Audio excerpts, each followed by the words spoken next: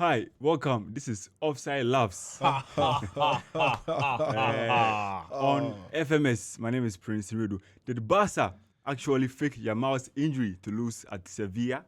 And has their Instagram account been hacked? We'll talk about that on the show today, and also talk about the twerk queen or the twerking, Virgil van Dijk twerking to Caicedo's goal. Charlie. So, shake it to the max. Shake it to the max. or shake it to the max or park, no so. Yes. Virgil van Dijk. Oh, experience. I've got my guys in studio. Capello in his vintage suit. Then GFA president incoming. Always in it, looking sharp in his suit. Charlie.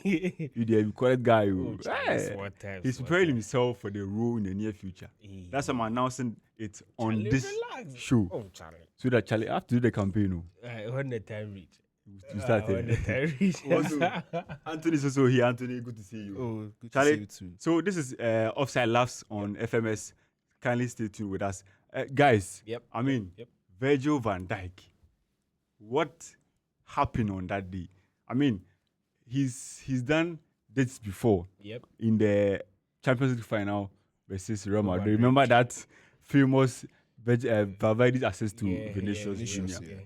And he's done it again against Caicedo. But this one was hilarious. I mean, you should see the memes on social media. But Capello, I want to take your thoughts on that one. Yeah. For me, it's just happiness for me, man. I have nothing to critically analyze here, man. You are getting someone to cook, and it's a very nice thing. You can't analyze that action. Exactly. I mean, what are you trying to do? How do you interpret what Van Dijk did in that action? And I can't remember one Mitoma also did to him. Mitoma did one to bend him. down. Look at your man. You say, "We." Virgil van Dijk is disgracing us. An expensive defender who at a point was being shouted for Ballon d'Or. And all you are doing is shake it to the max. Shake it to the max. I mean, you see a player progressing with the ball, and all you do is to just show your buttons to shake it to the max. Shake it to the max, man. Puto. Mr. Puto. Puto. No, Charlie, like it's that bad. It's that bad. Because he has had Ballon d'Or shots before. Is it overrated? I mean, all the reactions about that goal. Is it being? I mean, is there overreactions about it? Are we overhyping this action? Yeah, we are. Because we want to cook. You want to cook Van Dijk? Anthony, let me give you this one. In as much as it's being overhyped, you are a top class defender. Right? I think it's something with modern defenders here. They don't really want to go into the action, and sometimes because now we say football is a team sport and the team has to defend collectively. They seem to be shifting away from the main action, and so because he has other players around him, he wants to be the last man to face the attack or whatever. But Anthony, your thoughts on this Van Dijk? So personally, I don't think it's overrated because had it been Maguire, we wouldn't see the end of it. Maguire, bro. Had it even been Rudiger, we wouldn't see the end of it. Even his own teammate Ibrahim Konate, had it been him, we won't see the end of it. And Upamecano. You see, they even changed Upamecano's name one time from Upamecano to Upamagua, all because of how he was defending. So I don't think it's overrated. And it's not the first time he's doing it. It's not the first Maybe time. if it was the first time, we would have said, yes, we're overrating it or we are just overhyping it. But no. It has happened against Manchester United with Jadon Sancho, with the popular one is I think Real Madrid, and with Valverde. He did it with Mitoma. Mitoma, then it was brutal. Hey, have you seen that? Then you've missed a lot. You've missed a lot. Van Dijk is cooking. So it's not the over. It's especially per defender like Van Dijk, who is regarded one of the greatest centre backs in Premier League history. Some people are saying he's the greatest, ahead of Vidic, ahead of Rio Ferdinand, ahead of John Terry. Then you have that one day. And then you do this. It's not overrating it. I mean, per standards, we have to cook him. We'll come back to the conversation about his level, his greatness in the Premier League. But Charlie, as we were saying, the comments on social media are hilarious. Yep. This one was a post on social media. I mean, impersonating Van Dijk. He says, before the game, I watched videos of Cardi B and tried to replicate it on the pitch. That is quite hilarious about that. But I mean, in the game, if you are CAICEDO and you are charging forward, you see Van Dijk and Konate retrieving backwards. Yeah. Certainly, that's what is going to come on your mind. And I'm sure CAICEDO himself was aware that this is how Van Dijk is always defending. I mean, when he came to Liverpool earlier, and there was a time that he had not been dribbled past. Remember this famous attributes that we always used to mention for him, that he's not been dribbled past for over 50 games and all of that. Okay. The other counter arguments were, he just pushed Lovren and his other teammates to go and tackle so that he'll be the last man. So Chinana, clever. And there was this video with Barca against Liverpool. Yep. It was something similar happened at the Camp Nou. So he was pushing Robertson to go. Messi was coming. He did fear Messi. So is it about the fear of facing the skillful players one-on-one and being subject to these things, like these rules in the modern era of football? For me personally, the defending, especially one-on-one defending, it's a skill. Mm-hmm. I don't see Van Dijk having it. It's not only about Van Dijk. I don't see bulky defenders having it. When they meet opponents with quick feet who are able to dribble, and they facing them one-on-one, it's difficult for them. Personally, that's what I've observed.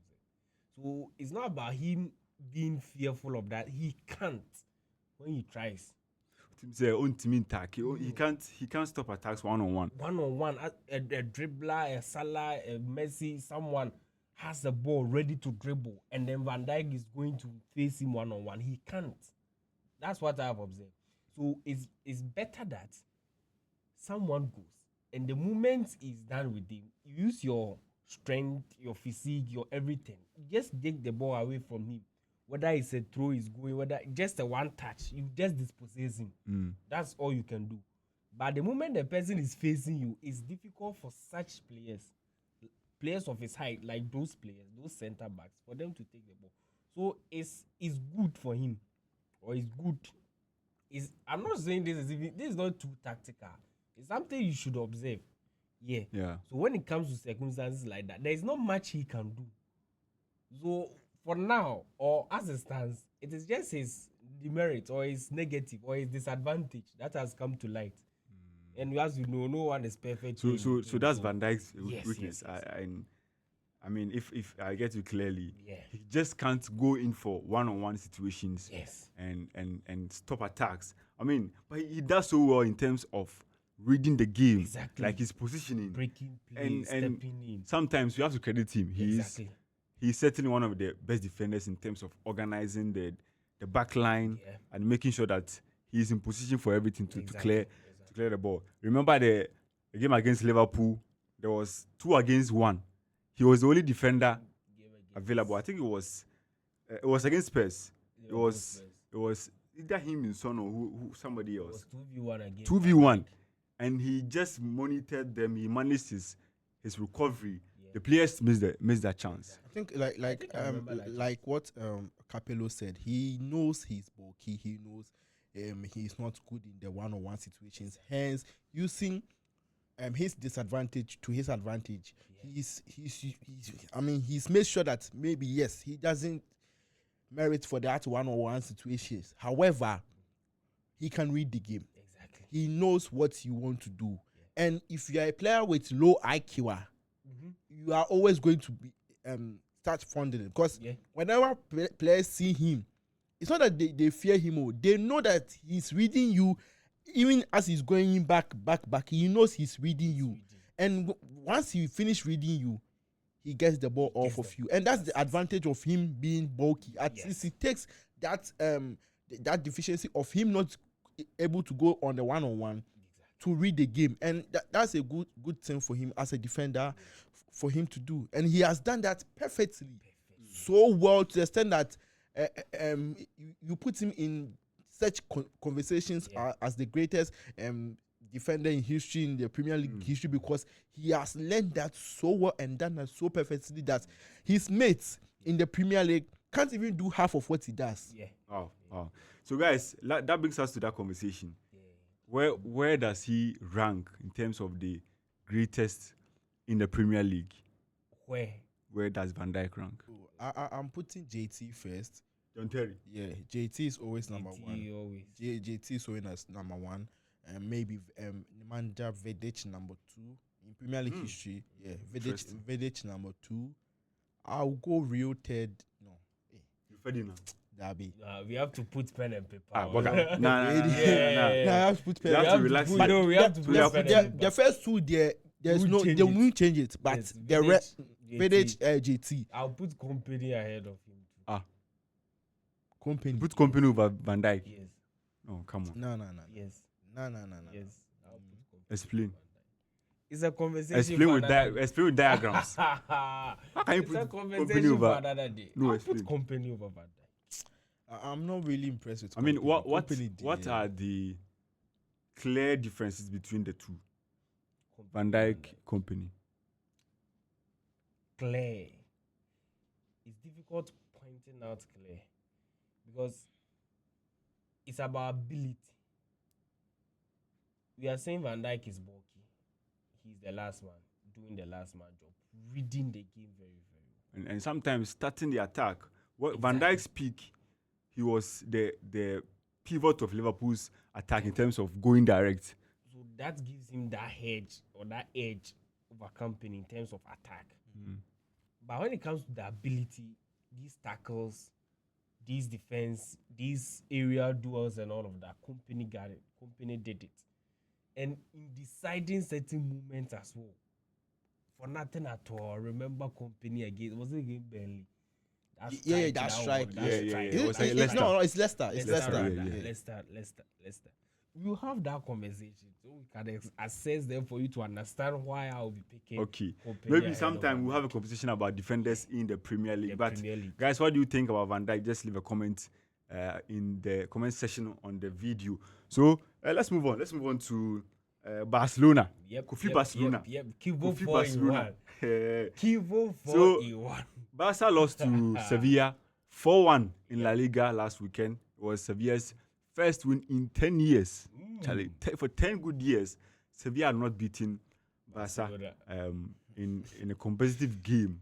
And they managed to do that. Of course, Alexis Sanchez, former Barca player, also winning his first game against his former side. Wow. Yeah, after 4 games, he won a game against them. But you know that Lamine Yamal didn't play, and interestingly, it was because of an injury.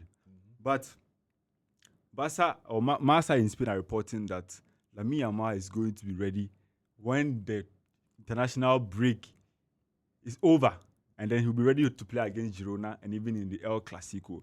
Now, we are bringing in this conversation because of the growing war between the Spanish national team, specifically the head coach, Luis de la Fuente, and, of course, Hansi Flick, Goku Flick. Osama Lamine Yamal and Kobo national team. You know.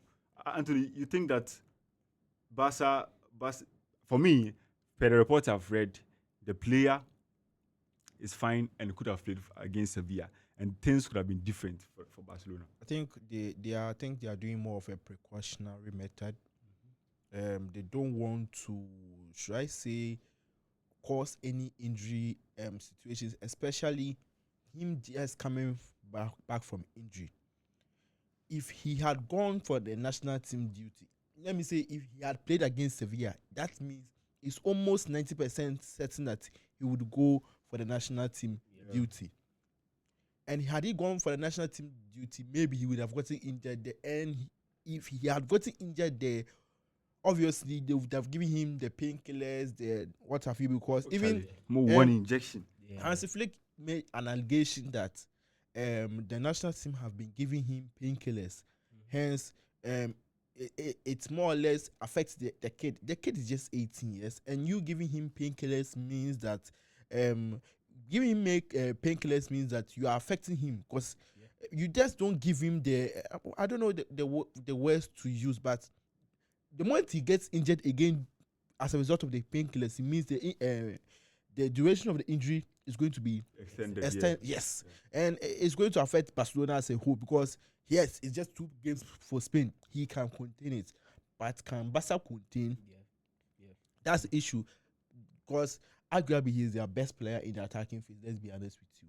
Yes, they have Rafinha, they have old man Lewandowski, and those kind of people. But if you are talking about their number 1 reliable source for output of goals, maybe he might not score goals, but him giving you the assist, creating chances for goals to come, he's their number 1 source in the attacking phase, I mean. So I think it's a precautionary method. I don't think they expected Sevilla to win.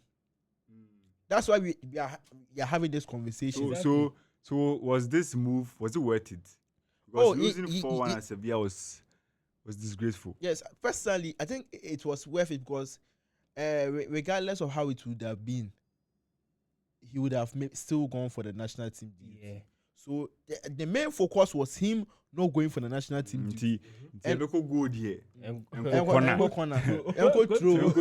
So that's what Hans Flick and Barca have done, because I mean he has a history with Barca players and overusing Barcelona players. With Pedri, for example, the Euro 2022, Pedri played a lot of games, in fact the full season for Barca, and then moved on to playing with the national team. Olympics. And then the Olympics, that was when Luis de la Fuente was leading the team. He didn't even allow Pedri to rest, and then he played them. Pedri came back, he was tired, he was knackered, so he had to stay for a long time. And so there's that history. And then last month, the international break, Lamine Yamal goes to Spain to play. They beat Turkey. What was it? 6-0. Yeah. So when they closed and they came back, Lamine Yamal complained that he has discomfort and all of that, and he had to sit down for some games. And Hans Flick complained that they have to take care of the players. But it looks like La Fuente doesn't really care. Oh, I need the FA about home. But Charlie, you need a guy for World Cup next year, and subsequent. Competition. So why is he taking this position? If you were De La Fuente, what would you be doing? Because you're also a manager. You also need your best to play your best games, win your best matches, qualify for the best tournaments. So if it's part of your best players, why not? But there are games that you know that even with your second best team, you can go through. Okay. Barcelona thought with their second best. You went to Sevilla for one reason. For one reason. 4-1. Give up 4-1. They thought that, without Lamine in Sevilla, as they are saying on social media, Sevilla, and Sevilla has not also beaten them for quite a while now. So it was like a cool chop. And no money. So Sevilla is taking this to a different level. On their social media, they tweeted that don't worry, we've updated the bio. So if you go to Sevilla's bio, they've written 4-1. Simple. Just simple. Their just bio. Simple. They didn't even introduce themselves as Spanish, whatever. No. Just 4-1. Simple. So that's it. Sevilla cooking Barcelona. But it was fun. And for me, personally, I was really sad. That our very own. I forgot you're a Barca fan.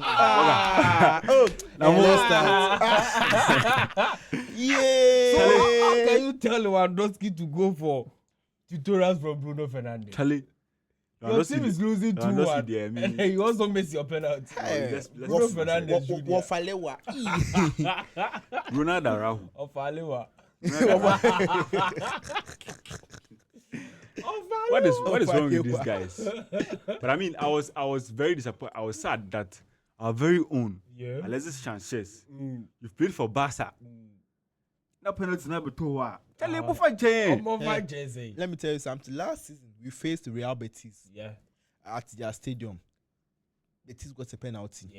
Isco went onto the penalty spot, scored. Picked it and Knee slide, went to kiss their wife in the stands, then came back. Hey, I will never.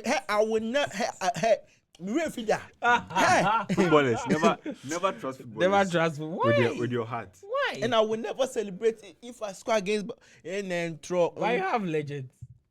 You have legends who you trust. But he's also a legend. Yeah, Isco is a legend. He's a legend. Isco a legend. For someone who scored. Isco with Madrid, Charlie, he was fantastic. The Zidane era. Yes. When they won the league titles, I mean, Isco was fantastic for them. So, I mean, playing for Madrid, you certainly have a place in their hearts. He showed where his heart truly is. Where to kiss the wife. So, in front of Madrid. Guys, let's still stay with Barca. And there are news that Charlie, they can't even defend their own Instagram account. They so can't defend if you go to social media on the Barca Instagram page, there's a post about Barca launching $FCB powered by the Solana blockchain, marking a new era of fan engagement and digital innovation of millions of supporters worldwide. Okay. Doesn't make sense. Yes, I for the So most are Bitcoin. So the club Solana wallet account is being hacked, and I mean, again, go to social media. Look at the comments here. The least you can do is to also cover the wallet before posting here. You are too slow. This one says, defense getting cooked on and off the pitch. The club has taught me, the club has taught me economics, taught me accounting. Wow. Now I'm about to learn cyber security because of Barcelona. This one says, this was the only thing left to see. You now get cybersecurity lessons. The club is so broke, even their Instagram accounts hacked. How would they compete with Real Madrid? Oh, Charlie. I'm sure Barcelona's password is Laporta 1. And that's how I'm coming. This one says, I heard the password was Messi 123. What about Tata switch? They finally found a way past our admin's high line 2. The high line has been breached. But on a serious note, I mean, many have said that the high line, I mean, many teams are now finding a way to play through it and create chances. And it looks like it's been evident in the past 3 games that Barca have played against PSG. Sevilla did it perfectly. They have a player who would accept to be in the offside position, and then another second runner will just come through when they play the pass. Now, for me, I think it's not really about the system, because last season, Barca considered goals like these goals. But they were able to win games not because the teams were not able to figure out how to play, but the players themselves, the application. I mean, the intensity is so low. They are not pressing very, very well. Yes, I understand that Rafinha, who is the heartbeat of that element in the team, and also Lamine Yamal. So if you have Rashford, Ferran, and Lewandowski starting the game, there's no way they're going to give you 100% in terms of their energy. So that is how I see that. And I think Hans Flick really needs these players and at their 100% level to always press in the game, and Barca will always have the ball, because if you don't have the ball, you have to track back. So Hans Flick's system is about suffocating the opponent and making sure that you don't have the ball, and they create more chances and they are scoring more goals. Just in 1 week, Barcelona have turned from we are the best team in the world to Manchester United, where we are talking about system. We are now talking to Amorim. We have them to talking about system and philosophy, and changing the highlight. Manchester. So should Hans Flick change the high line? Oh, far from that. Oh, come on. Just 3 matches. How many matches are there? 2. Two in 1 week. So there's no need to panic. Okay. Master fans, Capello say, Munsuru. Hans Flick no more. Just say high line and you have to use there are instances you have to use the high line. The high line is not a problem. It's the time you use the high line. And you'll be no share on more where you see high line, because there are some players who are really good in the high line. One is RKING. He's really good.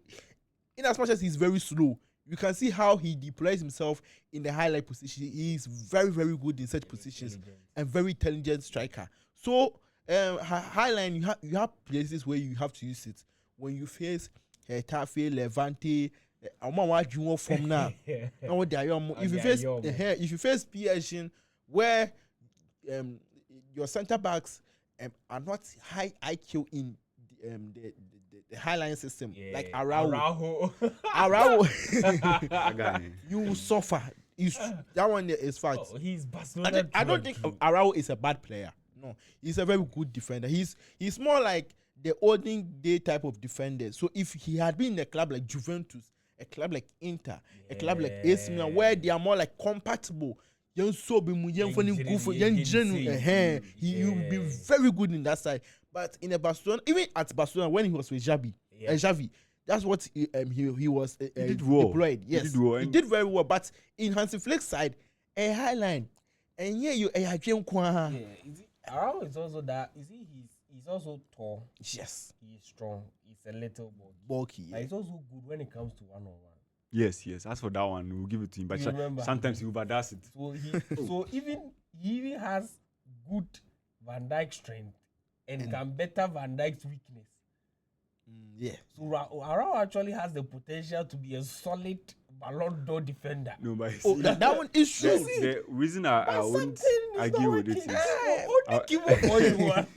I won't agree with it is he's not also good in terms of passing. Like it's very true. He's not one of those guys who can launch attacks from behind. Exactly. Kubasi is perfect at that. Even in the Sevilla game, Kubasi broke the line and gave a very good pass. It was Rashford.